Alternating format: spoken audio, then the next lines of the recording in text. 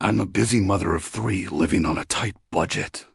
The Walmart near my house is the most convenient and affordable option for my grocery shopping.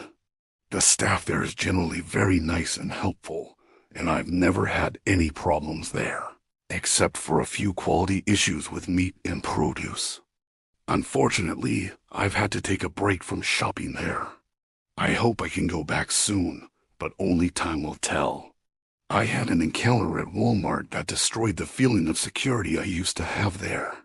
It started out like a normal shopping trip, which I do about once a week. As usual, while I was grabbing a cart, I said hello to the greeter and we had a brief conversation. Since I go there so regularly, he recognizes me every time. He's a sweet old man, but other than that, we were both just going about our business. That day, however, I noticed something strange over his shoulder, or rather someone. In the open seating area of the subway at the front of the store, I saw a man staring at us, eating a sandwich while he sat facing the entrance. Even at a glance, I could tell something was weird about him. The greeter asked me if something was wrong, but I said I was fine and moved on. I thought it would be better to just get out of his eyesight and let him look at all the other people entering and exiting the store. I started my process of getting groceries, which after all these years of doing it every week, I've got it down to a system that keeps me from doing any backtracking and discourages me from getting lost in the areas where I might be tempted to buy things I don't need. For a while, I didn't notice anything obviously out of the ordinary, but at several instances, I did get the feeling I was being watched. I kept looking over my shoulder, but I never saw anyone looking at me.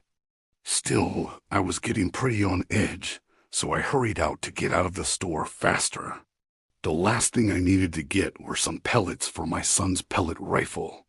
While I was looking for the right kind of pellets, with one glance to the side, my suspicions were confirmed. At the end of the sporting goods aisle, a man was standing perfectly still and staring directly at me. It was the same man that stared me down from the subway. Upon this closer look, it was even more obvious that there was something wrong with him. His clothes were filthy, and he had this terrifying look in his eyes. I immediately turned the other way and headed for checkout. Every time I looked behind me, he was still following me. I got in line and was lucky enough to basically get right up to the cashier. The man following me grabbed a drink from a cooler and got in line to check out at the register next to me. Unsurprisingly, he got done before me and waited in the subway.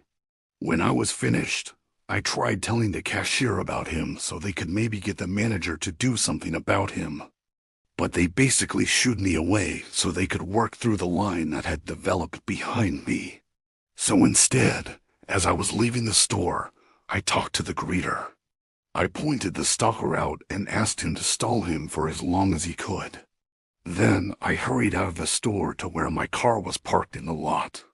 I packed my groceries into the trunk as quickly as I could, but I wasn't fast enough. The stalker came running up to me and cornered me into the trunk of my car, where he began harassing me. "I'm sorry, I didn't mean to scare you. I needed to tell you how beautiful you are. Thanks, but I'm married. Please go away." "Oh no, no way. Not before I see if your feet are as beautiful as the rest of you." "What? No, stay away from me." "Come on, just let me get a quick pic of your feet." "That's all." "What? No, stay away from me." "Ooh, you're not getting any pictures of me, you sick pervert. Stop being such a prude. All you gotta do is take off your shoes." "Hell no, somebody help me." "Fine, I'll do it for you."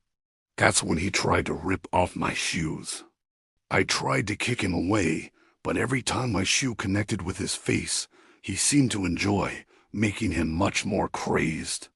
For some reason, nobody in the parking lot came over to do anything about my screaming.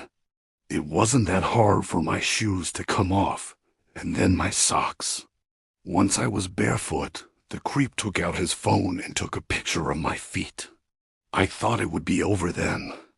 At that point, I let him get that far out of a mixture of shock and fear, but then he took it even further. He grabbed my foot and lifted it up to his nose. He took a deep whiff, but it didn't even end there. Ooh, ooh, ooh, yeah. That feet smells so good, baby. Let me get a taste too. Ooh, what the hell? Ooh. As soon as his tongue touched my toe, my other foot acted on pure instinct and kicked him square in the eye. He released me and fell back onto the ground. He looked up at me with surprise and a bit of fear. I guess at that moment he decided he had enough because he got up and ran off. Only after the threat had passed did someone come up and offer help, and it turned out to be the greeter. Apparently, after stalling the creep for just a second, the poor old man got shoved to the ground as the creep ran out to catch up to me. Thankfully, he wasn't hurt, but at his age, a fall like that could have been serious. We called the police, and I reported what happened. When the Walmart manager reviewed the store security footage per police request, they were able to confirm that the creep had been stalking me all over the store. It's for that reason I don't know if I could ever go back to Walmart. I certainly miss the prices and the convenience, but I'll never forget what I experienced in that parking lot. I'll never forget what I experienced in that parking lot.